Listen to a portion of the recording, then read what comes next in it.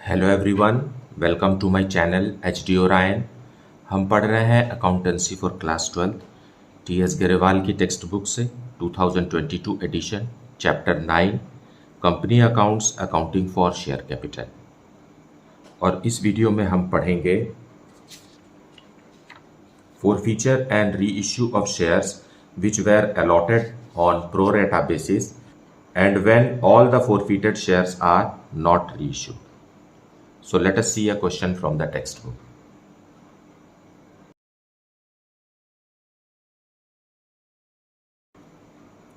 Question number 94. XYZ Limited issued a prospectus inviting applications for 2000 shares of rupees 10 each at a premium of rupees 4 per share, payable as on application rupees 6 including rupee 1 premium, on allotment rupees 2 including rupee 1 premium, on first call rupees 3 including rupee 1 premium, on second and final call rupees 3 including रूपी 1 premium. मतलब यहाँ 4 rupees जो premium है वो 4 installments में divided है। सो यहाँ capital का 5 रुपीज़ है, यहाँ कैपिटल का 1 रुपी है, यहाँ कैपिटल का 2 रुपी है एंड देन अगेन 2 रुपी है। सब मिला करके 10 रुपीज़ है। Applications were received for 3000 shares and pro rata allotment was made on the applications for 2400 shares. इसका मतलब यह है कि 600 जो शेयर्स एक्स्ट्रा हैं एप्लीकेशन उनको कंपनी रिफंड कर देगी रिजेक्ट करके। Fine. It was decided to utilise excess application money towards the amount due on allotment. X to whom 40 shares were allotted failed to pay the allotment money and on his subsequent failure to pay the first call his shares were forfeited. And Y who applied for 72 shares failed to pay the 2 calls and on his such failure his shares were forfeited. Of the shares forfeited, 80 shares were sold to Z credited as fully paid up for rupees 9 per share. मतलब 80 forfeited shares को rupees 9 पर share में हमने reissue कर दिया as fully paid up, so 1 rupee discount है। The whole of the Y's share being included. Prepare journal, cash book and the balance sheet of the company. So let us see the solution for this. So solution 94, इसमें हमें cash book भी बनाना है और application money पहले bank में receive होगा। So to the debit of cash book to it is share application account.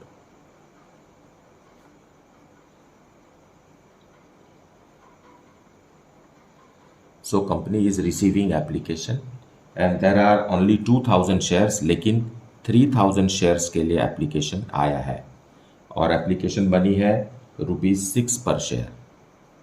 So 18,000 rupees company को मिला एप्लीकेशन के समय और कंपनी ने इसमें से 2400 शेयर्स को प्रोरेटा अलॉट किया क्योंकि हमारे पास नंबर ऑफ शेयर्स 2000 है। फाइन। सो बाकी का जो एक्सेस एप्लीकेशन है वो कंपनी रिफंड कर देगी। सो bye share application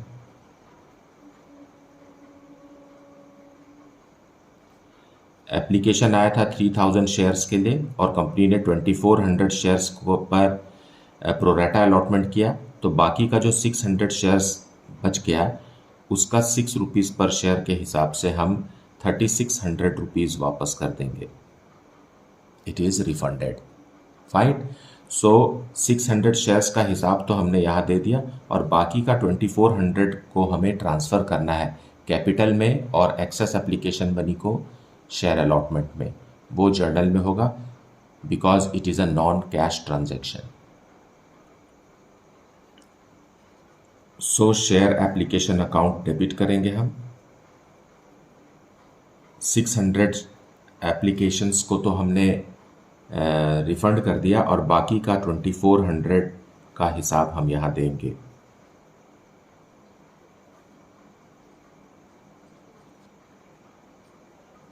to share capital account, क्योंकि कंपनी के पास सिर्फ 2000 शेयर्स हैं और कैपिटल का अमाउंट 5 रुपीज़ है। Out of 6 5 rupees is capital and 1 rupee is premium. So 10,000 rupees will be transferred to share capital or to securities premium.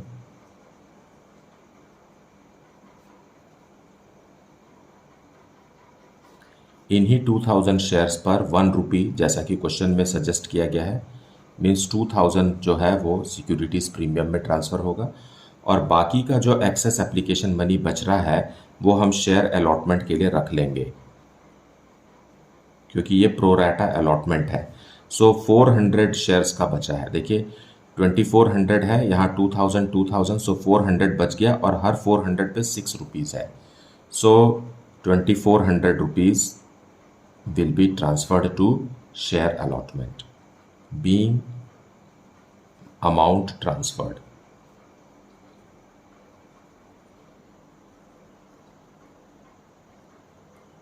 Now अब share allotment money due करेंगे। So share allotment account debited, share allotment account will be debited क्योंकि 2000 shares की company ने issue किया है और allotment money is ₹2 पर share. So 4000 rupees से शेयर अलॉटमेंट ड्यू होगा एंड ट्रांसफर होगा टू शेयर कैपिटल अकाउंट।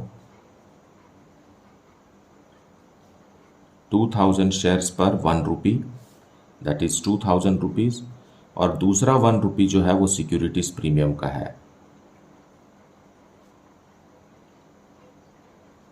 चारों इंस्टॉलमेंट में कंपनी ने 1 रुपी प्रीमियम का डाला है। सो हमें हर बार प्रीमियम को क्रेडिट करना होगा अलग अलग। बीइंग अलॉटमेंट मनी ड्यू,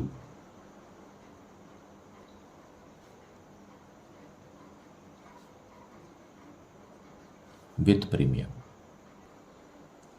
लेकिन अलॉटमेंट का मनी रिसीव करते समय mister x to whom 40 shares were allotted failed to pay the allotment money. So हमें यहाँ कैलकुलेट करना होगा x के लिए कि x का एरियर्स कितना है। मिस्टर x के बारे में बात कर रहे हैं जिसको कितना शेयर्स अलॉट हुआ है, 40 शेयर्स अलॉट हुआ है और जनरल कंडीशन क्या है, 2400 शेयर्स अप्लाइड हुए हैं तो कंपनी ने 2000 शेयर्स अलॉट किया है। फाइन, इससे हम रिड्यूस करेंगे, 0 एलिमिनेट कर दीजिए, बचेगा 24 और इधर 20। इसको भी 4 के टेबल में अगर आप कैंसिल करेंगे तो यह आएगा 6 और यहाँ आ जाएगा 5। सो हर 6 शेयर्स अप्लाइड के लिए कंपनी ने 5 शेयर्स अलॉट किए हैं। फाइन, अब x को अलॉट हुआ है 40, x को अलॉट हुआ है 40 शेयर्स, तो उसने कितने शेयर्स अप्लाई किए होंगे तो ये हमें कैलकुलेट करना है। तो कैसे करेंगे, 40 मल्टीप्लाइड बाई 6 डिवाइडेड बाई 5 करेंगे तो यहाँ आएगा 48 शेयर्स। ओके, सो 48 शेयर्स x ने अप्लाई किए तो उसे मिले 40 शेयर्स। अब उसने x ने 48 शेयर्स के लिए ही एप्लीकेशन मनी भेजा है। सो 6 रुपीज़ है एप्लीकेशन मनी पर शेयर। सो 288 रुपीज़ उसने कंपनी को दिया और कंपनी ने उसका 40 शेयर्स के हिसाब से उसको एडजस्ट किया। तो कितना एडजस्ट किया, मल्टीप्लाई करेंगे तो आएगा 240 रुपीज़ एडजस्ट किया। सो x का एक्सेस एप्लीकेशन मनी आएगा 48 rupees is the excess application money for x। क्यों ये कैलकुलेट कर रहे हैं, क्योंकि यहाँ एक्सेस एप्लीकेशन मनी बचा हुआ है और x is not paying the allotment money. So on allotment x के 40 शेयर्स पर, क्योंकि उसे 40 शेयर्स अलॉट हुए हैं, 40 शेयर्स पर 2 रुपीज़ के हिसाब से 80 रुपीज़ ड्यू है। ओके, नाउ 80 रुपीज़ ड्यू है। इसमें 2 चीज़ हैं, कैपिटल भी है और प्रीमियम भी है। ओके, 1 रुपी कैपिटल का है, so 40 rupees into 1 that is equal to 40 rupees capital का है और 40 शेयर्स इंटू 1 और दूसरा 40 रुपीज़ किसका है, सिक्योरिटीज़ प्रीमियम का है। यहाँ एक्सेस एप्लीकेशन मनी कितना है, 48 है। ठीक, तो इसे हमें क्या फर्स्ट प्रायोरिटी और सेकंड प्रायोरिटी देना होगा। पहले हम कैपिटल का पैसा एडजस्ट करेंगे, कैपिटल का 40 रुपीज़ में इसमें से 40 रुपीज़ एडजस्ट करेंगे तो इसका कोई भी एरियर्स नहीं है, कैपिटल का कोई भी एरियर्स नहीं है। और प्रीमियम का प्रीमियम का दूसरा 40 रुपीज़ ड्यू है, जिसमें से हमने क्या कर दिया है, 40 रुपीज़ तो कैपिटल के लिए दे दिया और बाकी 8 रुपीज़ जो बच रहा है ये प्रीमियम के लिए यूज़ होगा। सो इसमें से 8 रुपीज़ हम प्रीमियम का लिए एडजस्ट करेंगे। सो 32 रुपीज़ जो है वो एरियर्स का है। फाइन। ये रूल है कि जो भी एक्सेस एप्लीकेशन मनी होता है उसे जब हम अलॉटमेंट के समय एडजस्ट करते हैं या कभी भी एडजस्ट करते हैं और उस अमाउंट में प्रीमियम होता है तो पहले पूरा का पूरा अमाउंट कैपिटल के लिए यूज़ होगा, उसके बाद अगर बचता है जो कुछ भी वो प्रीमियम के लिए इस्तेमाल किया जाएगा। सो हमें इस तरीके से अलॉट करना है। 48 रुपीज़ में से 40 रुपीज़ पूरा कैपिटल का पहले दे दीजिए, उसके बाद जो बचा हुआ है वो प्रीमियम के लिए एडजस्ट कीजिए। सो जब हमने एडजस्ट किया तो देखा एरियर्स आ रहा है 32 रुपीज़ का। ये प्रीमियम से रिलेटेड एरियर्स है, ना कि कैपिटल से रिलेटेड, क्योंकि ये इंफॉर्मेशन हमें फॉरफीचर के समय काम आएगा, इसलिए हम इसे इस तरीके से डिज़ाइन करते हैं। इस तरीके से मतलब इसको हमको याद रखना है। और कई बार कॉम्प्लिकेटेड क्वेश्चंस में ये वाला लॉजिक और कॉन्सेप्ट ज़रूर पूछा जा सकता है। सो अलॉटमेंट मनी रिसीव करेंगे, शेयर अलॉटमेंट। कंपनी ने 4000 रुपीज़ ड्यू किए थे और इसमें से 2400 रुपीज़ कंपनी के पास पहले से ही एक्सेस एप्लीकेशन के नाम से है और अभी जो हमने वर्किंग नोट बनाया उसके हिसाब से मिस्टर एक्स का 32 रुपीज़ और भी कंपनी को नहीं मिल रहा है। This is the arrears amount, so it won't be received in cash. So what is the amount left? 1568 rupees he allotment का रिसीव होगा। Now first call will be made due, so share first call,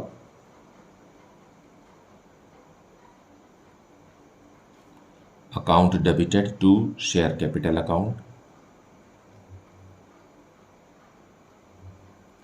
अभी भी 2000 shares ही हैं और first call money 3 rupees पर share है, इस तरीके से 6000 रुपीज़ ड्यू। बीइंग फर्स्ट, अच्छा प्रीमियम भी है, सो 2 securities premium.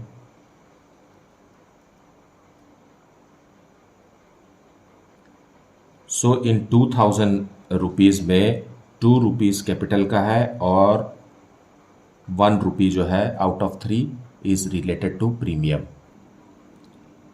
So it is 4000 here and 2000 as securities premium, being amount due with premium।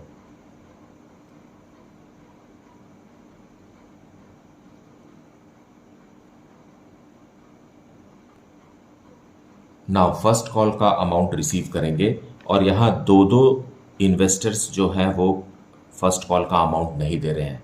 X जिसके पास 40 शेयर्स हैं अलॉटेड एंड वाई के बारे में लिखा है 72 शेयर्स अप्लाइड। तो हमें y का अलॉटेड नंबर ऑफ शेयर्स पता लगाना होगा, क्योंकि फर्स्ट कॉल y को अपने अलॉटेड नंबर ऑफ शेयर्स पर ही देना है। जैसा कि हम पहले ही डिस्कस कर चुके हैं, 2400 एप्लीकेशंस पर, मतलब 2400 शेयर्स के लिए जो एप्लीकेशन आया तो कंपनी ने अलॉट किया था 2000 शेयर्स और इनका रेशियो है, अगर आप इसे रिड्यूस करेंगे तो 6:5 आ रहा है। फाइन। और Y ने अप्लाई किया है 72 शेयर्स के लिए, तो उसे कितना शेयर्स मिला होगा यह हमें कैलकुलेट करना है। सो 72 into 5 divided by 6। So when you solve this you will get 60 shares। Fine. सो जो फर्स्ट कॉल के समय एरियर्स है X और Y का, X का कितना एरियर्स रहेगा? 40 शेयर्स पर 3 rupees, that is equal to 120 और Y के 60 शेयर्स पर 3 रुपीज़, दैट इज 180। सो इस तरीके से 300 rupees is the arrears on first call. So let us receive the amount here to share first call. 6000 rupees हमने due किया था, उसमें से 300 रुपीज़ एरियर्स है। So as a result 5,700 rupees ही हमें मिलेगा। अब क्वेश्चन में लिखा है कि एक्स के शेयर्स को कंपनी फोरफीट कर रही है। सो लेट अस फोरफीट एक्स शेयर। उसके लिए शेयर कैपिटल अकाउंट को हम क्लोज करेंगे। शेयर कैपिटल अकाउंट, एक्स के शेयर्स पर कितने शेयर्स हैं एक्स के पास? 40 शेयर्स हैं। और अब तक कंपनी फाइनल कॉल को छोड़ करके मतलब फर्स्ट कॉल तक अमाउंट मांग चुकी है। सो कैपिटल का कितना रुपीज़ मांग चुकी है? 8 rupees. So multiply it by 8। Fine.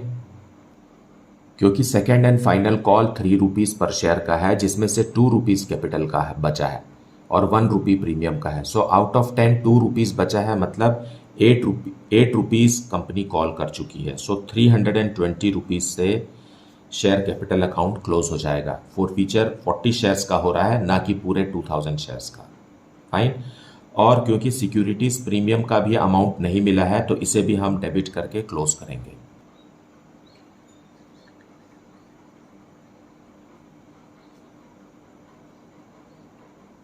X के शेयर्स पर कितना सिक्योरिटीज प्रीमियम नहीं मिला? ये है अलॉटमेंट के समय 32 रुपीज़ नहीं मिला, जो कि हमने अभी अभी वर्किंग नोट में एक्सप्लेन किया है कि 32 रुपीज़ अलॉटमेंट के समय एक्स का प्रीमियम का अमाउंट नहीं मिला था।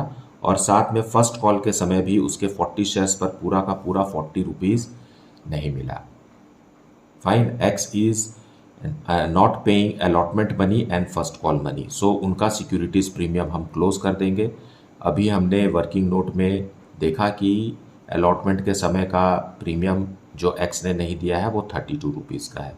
सो इस तरीके से 72 रुपीज़ से सिक्योरिटीज प्रीमियम क्लोज हो जाएगा। जो अमाउंट सिक्योरिटीज प्रीमियम का रिसीव हो जाता है उसे हम फॉरफीचर के समय में नहीं लिखते हैं। To share allotment account,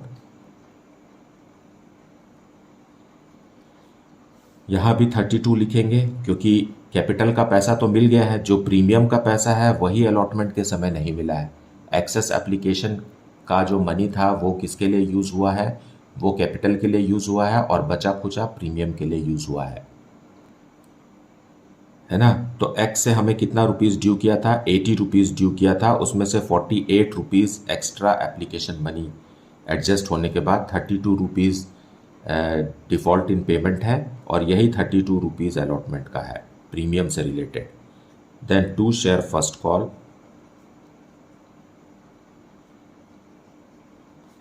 first call में भी कितना है? 40 शेयर्स हैं इसके पास, एक्स के पास, और फर्स्ट कॉल है 3 रुपीज़ का। सो 120 रुपीज़ फर्स्ट कॉल का इसने नहीं दिया। और अब लिखेंगे हम टू शेयर फॉरफीचर अकाउंट। जो बैलेंसिंग अमाउंट है वो शेयर फॉरफीचर में हमें लिखना है। अमाउंट आ गया 240। फाइन। सो ये 240 रुपीज़ कैसे आया, जबकि एक्स ने दिया हुआ है 288 रुपीज़। एप्लीकेशन के समय एक्स ने 288 रुपीज़ दिया था, है ना। अभी वर्किंग नोट में हमने बनाया, उसने 48 शेयर्स अप्लाई किया था और 6 रुपीज़ के हिसाब से 288 रुपीज़ उसने कंपनी को भेजा है। इसके बाद एप्लीकेशन के बाद एक्स ने कोई भी अमाउंट कंपनी को नहीं भेजा, लेकिन इस 288 रुपीज़ में से 40 रुपीज़ एप्लीकेशन के समय का प्रीमियम है और 8 रुपीज़ जो है वो अलॉटमेंट के समय का प्रीमियम है, और ये कंपनी को मिल चुका है, इसलिए हम इसे यहाँ से एलिमिनेट कर देंगे। जो फॉरफीचर का अमाउंट होता है ये सिर्फ कैपिटल के पैसे का ही रहता है, कैपिटल का अमाउंट होता है, इसमें कोई भी अमाउंट प्रीमियम का नहीं होना चाहिए। सो 288 रुपीज़ जो एक्स ने दिया है उसमें 48 रुपीज़ प्रीमियम के लिए अलग किया गया है, तो उसे हम यहाँ छोड़ देंगे। और कितना रुपीज़ फॉरफीट मानेंगे? 240 रुपीज़ ही फॉरफीट हुआ है। Being 40 shares of X forfeited.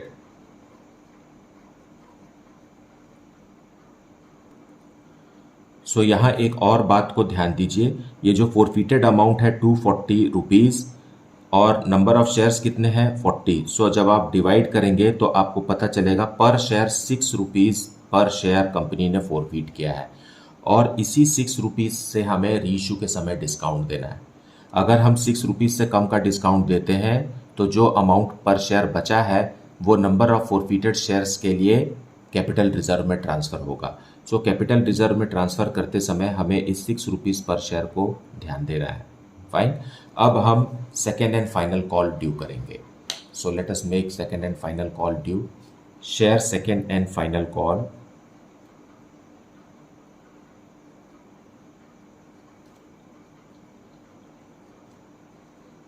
share second and final call account debited to share capital account and to securities premium।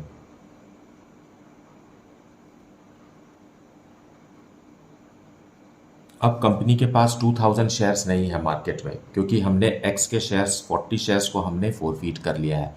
So market में अभी 1960 शेयर्स हैं। सो 1960 पर 2 रुपीज़ और 1960 शेयर्स पर 1 रुपी और यहाँ 3 rupees. So 1960 multiplied by 3 is the final call money, that is 5880 और यहाँ इसे मल्टीप्लाई करेंगे तो आएगा 3920 और यहाँ आएगा 1960 बीइंग फाइनल कॉल ड्यू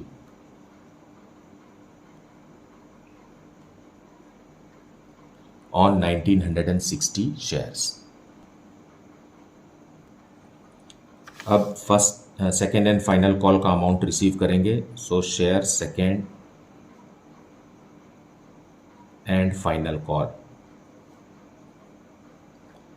हमारे पास 1960 शेयर्स के लिए ड्यू किया था, लेकिन Y one of the shareholders holding 60 shares is not paying. So 60 shares को लेस कर दीजिए मल्टीप्लाइड बाई 3 रुपीज़ पर शेयर।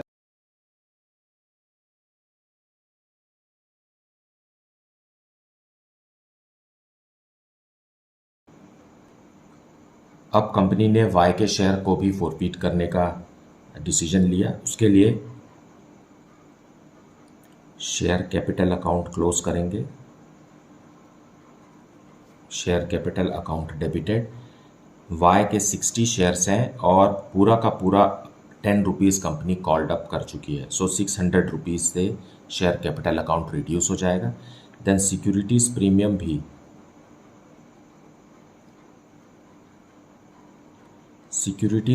भी हमें क्लोज करना है। उस पर जो 60 शेयर्स पर नहीं मिला 2 रुपीज़ नहीं मिला, मतलब फर्स्ट कॉल के समय 1 रुपी और सेकेंड एंड फाइनल कॉल के समय का 1 रुपी सिक्योरिटी प्रीमियम नहीं मिला। सो 120 रुपीज़ से सिक्योरिटीज़ प्रीमियम भी क्लोज हो जाएगा। जो एप्लीकेशन और अलॉटमेंट के समय मिल चुका है उसे हमें फोरफीचर के समय कहीं पर भी नहीं लिखना है। फाइन। अब टू शेयर फर्स्ट कॉल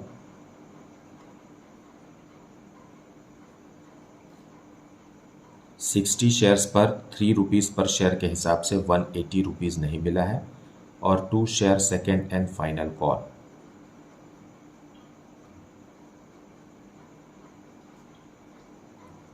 ये भी 60 शेयर्स पर 3 रुपीज़ के हिसाब से 180 रुपीज़ है। अब जो अमाउंट इसने दे दिया है वाई ने, मतलब एप्लीकेशन और अलॉटमेंट का जो कैपिटल मनी है वो फोरफीट होगा। So to share forfeiture. सो यहाँ बैलेंसिंग अमाउंट लिखेंगे हम, इसे ऐड कीजिए और इन दोनों को लेस कीजिए। So you will get 360 rupees और इतना ही अमाउंट वाई ने दिया है अपने 60 शेयर्स पर। एप्लीकेशन और अलॉटमेंट के समय का कैपिटल मनी ही हमें सोचना है। फाइन। सो कैपिटल मनी कितना है दोनों मिला करके 5 + 1 6 रुपीज़ पर शेयर ही उसने दिया है। प्रीमियम के मनी को हम यहाँ कभी भी फोरफीट नहीं करते हैं, प्रीमियम को छोड़ करके ही अमाउंट लिखना है। Being 60 shares of Y फोरफीटेड।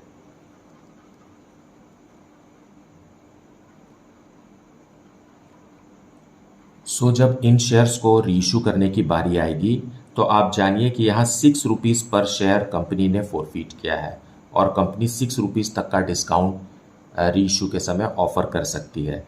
और अगर 6 रुपीज़ से कम का डिस्काउंट है तो जो पैसा बच रहा है वो ही पैसा कैपिटल रिजर्व में ट्रांसफ़र होगा। So out of 100 forfeited shares company ने 80 शेयर्स रीइश्यू कर दिए। सो उसके लिए शेयर कैपिटल अकाउंट फिर से एक्सपैंड हो जाएगा। फाइन, कितने शेयर्स रीइश्यू कर रहे हैं? 80 शेयर्स रीइश्यू कर रहे हैं एट द रेट ऑफ ₹9 पर शेयर। सो 720 रुपीज़ कंपनी को कैश बुक में रिसीव होगा, और बाकी का जो ₹1 है डिस्काउंट का पर शेयर, वो हम जर्नल में शो करेंगे। सो जो डिस्काउंट का अमाउंट है वो हम शेयर फॉरफीचर से लाएंगे। Share forfeiture account debited to share capital. Fine, 80 shares हमने रीइश्यू किया है और ₹1 पर शेयर हमने डिस्काउंट दिया है। So as a result 80 being discount on reissue.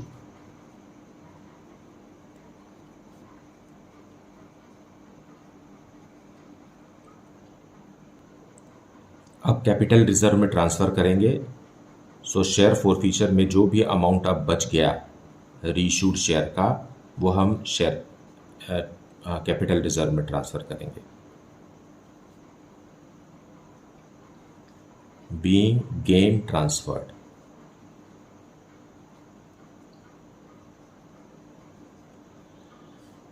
अब ये गेन कैसे कैलकुलेट करें? x है हमारे पास और y है। फाइन, x के कितने शेयर्स फॉरफीट हुए हैं? 40 शेयर्स फॉरफीट हुए हैं, और y के 60 शेयर्स फॉरफीट हुए हैं। फाइन, और इसमें से हमने कितने शेयर्स रीइश्यू किए हैं? 80 शेयर्स रीइश्यू किए हैं, और क्वेश्चन में साफ साफ लिखा हुआ है whole of Y share included. तो हम रीइश्यू क्या कर रहे हैं? 60 शेयर्स वाई का कर रहे हैं और 20 शेयर्स हम एक्स का कर रहे हैं रीइश्यू। फाइन, फॉरफीट कितने हुए हैं? फॉरफीट तो 100 हुए हैं, लेकिन रीइश्यू तो हम 80 शेयर्स कर रहे हैं। उसमें वाई के पूरे शेयर्स हैं और एक्स के सिर्फ 20 शेयर्स हैं, और हमने डिस्काउंट दिया है। फॉरफीट कितना किया था? तो यहाँ मल्टीप्लाई का साइन लगा देते हैं। फॉरफीट किया था ₹6 पर शेयर दोनों में। एक्स के लिए भी, एक्स ने भी ₹6 पर शेयर दे दिया था और उसको फॉरफीट किया गया। वाई ने भी ₹6 पर शेयर दे दिया था और फॉरफीट किया गया। इन ₹6 में से ₹1 हमने डिस्काउंट का दे दिया, डिस्काउंट ऑन रीइश्यू। सो अब हमारे पास क्या बच गया? 20 शेयर्स पर ₹5 पर शेयर बच गया, और यहाँ 60 शेयर्स पर अगेन ₹5 पर शेयर बच गया। सो एक्स का जो अमाउंट ट्रांसफर होगा कैपिटल रिजर्व में वो है ₹100, और y का जो ट्रांसफ़र होगा वो है ₹300। सो एज द रिजल्ट ₹400 ही हमें कैपिटल रिजर्व में ट्रांसफ़र करना है। So we will write here 400। सो ये कॉन्सेप्ट बहुत ज़रूरी है, इसे आपको समझना है, और ये CUET एग्ज़ाम के लिए भी इम्पॉर्टेंट है। अब देखिए, क्योंकि x का 40 शेयर्स फॉरफीट हुआ है और री इशू कितने हुए हैं? 20, तो आधा अमाउंट बचा हुआ है ना? मतलब रिमेनिंग 20 शेयर्स पर ₹6 पर शेयर बचा हुआ है। उसके लिए शेयर फॉरफीचर अकाउंट अभी भी क्रेडिट बैलेंस शो कर रहा है, जिसे हमें बैलेंस शीट में भी दिखाना है। अब हम कैश बुक को क्लोज करेंगे। यहाँ का ग्रैंड टोटल आएगा 31,688, और इधर भी 31,688 बनाने के लिए हमें यहाँ क्लोजिंग बैलेंस इंसर्ट करना है। इसे माइनस करने के बाद दैट इज़ 28,088, और यही वो अमाउंट है जो हमें कैश एट बैंक के हेड में, सब हेड में बैलेंस शीट में शो करना है। फाइन, सो हमारा कैश बुक भी तैयार हो गया। क्योंकि बैलेंस शीट भी बनाना है, इसलिए हम नोट्स टू अकाउंट प्रिपेयर करेंगे, और पहला नोट है शेयर कैपिटल।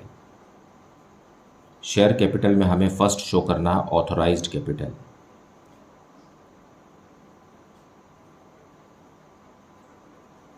ऑथराइज्ड कैपिटल के बारे में कोई भी जानकारी नहीं है, सो इसे हम ऐसे शो करेंगे।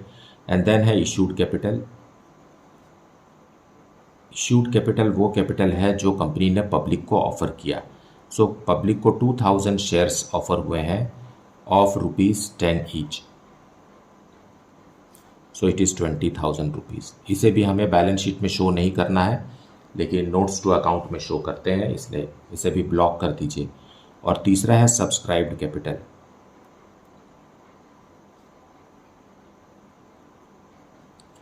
सब्सक्राइब्ड कैपिटल मतलब fully paid up, fully paid up shares के बारे में हम बात कर रहे हैं। सो कंपनी ने कितने शेयर्स इशू किए थे? 2000 शेयर्स इशू किए थे और पूरा का पूरा 2000 शेयर्स पब्लिक ने खरीद लिया था, लेकिन उसके बाद कंपनी ने 100 शेयर्स फोरफीट कर लिए। फाइन एक्स और वाई का, एक्स का 40 शेयर्स और वाई का 60 शेयर्स। उसके बाद रीइशू भी कर दिए 80 शेयर्स। सो इस तरीके से ये कितना हो गया? 1980 शेयर्स हो गया ऑफ ₹10 ईच। सो ये हो जाएगा 19800। Fine, so this is the amount. लेकिन जब हमने रीइशू किया है तो 20 शेयर्स रीइशू नहीं हुआ है, उसका फोरफीटेड अकाउंट अभी तक ओपन है, तो शेयर फोरफीचर, शेयर फोरफीचर में कितने आएंगे? जो 20 शेयर्स रीइशू नहीं हुए हैं उनमें ₹6 पर शेयर हमने फोरफीट किया था, तो ये अमाउंट भी हमें यहाँ ही शो करना होता है। So it is ₹120। सो इस तरीके से हमें 19,920 रुपीज़ शेयर कैपिटल में शो करना है। अब दूसरा नोट टू अकाउंट है रिजर्व एंड सरप्लस।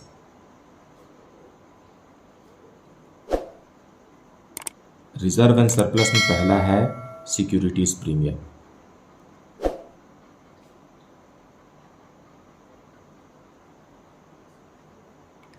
जितने बार क्रेडिट हुआ उसको ऐड कीजिए और जितने बार डेबिट हुआ उसे हमें लेस करना है। सो सिक्योरिटीज प्रीमियम रिजर्व जो है वो एप्लीकेशन के समय 2000 रुपीज़ से क्रेडिट हुआ, फिर अलॉटमेंट के समय भी 2000 रुपीज़ से क्रेडिट हुआ,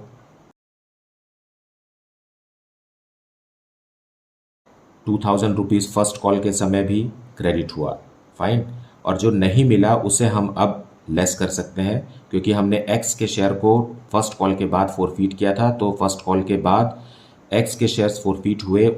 फिर हमने सेकेंड कॉल के समय में 1960 रुपीज़ से सिक्योरिटीज़ प्रीमियम को फिर से बढ़ाया, और उसके बाद जब वाई के शेयर को फोरफीट किया तो उसमें 120 रुपीज़ से सिक्योरिटीज़ प्रीमियम फिर से डेबिट होकर के रिड्यूस हो गया 7,768।